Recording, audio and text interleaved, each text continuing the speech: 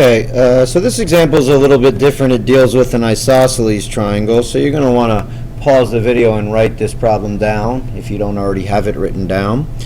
So we're going to sketch an isosceles triangle. It doesn't really matter if you sketch an acute triangle and it ends up being a obtuse or vice versa. It's just a sketch to give us an idea of what's happening.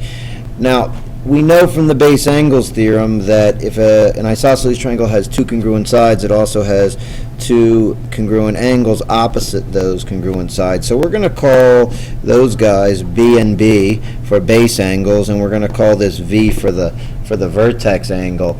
And then when we go ahead and get set up with our three angles, we're going to say the measure of the base angle, but we're going to do that twice because there's two base angles which are always going to be the same, and then we also have the measure of the vertex angle. Okay, so it says the vertex angle is three times the measure of one of the base angles. So if we call one of the base angles x, then we're going to call the vertex angle 3 times the base angle. And then here's where it's a little bit different. We know the base angles are the same, so if we call one of the base angles x, we're going to call the other base angle the same thing because they have equivalent values.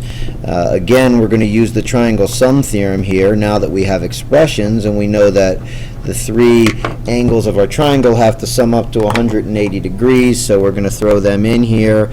X, x, and 3x equals 180. That gives us 5x equals 180 degrees, and when we divide by 5, we get 36. So we know now that the first angle is 36 degrees, we know that the second angle is 36 degrees, and then this third angle is going to be 3 times 36 degrees, which is 108 degrees. So we now know that the three angles of our triangle are 36, 36, and 108, and again, if you add those up, they should sum up to 180, which does not guarantee that you're correct, but again, it's a very good sign. If they don't add up to 180, you've got a bit of a problem. So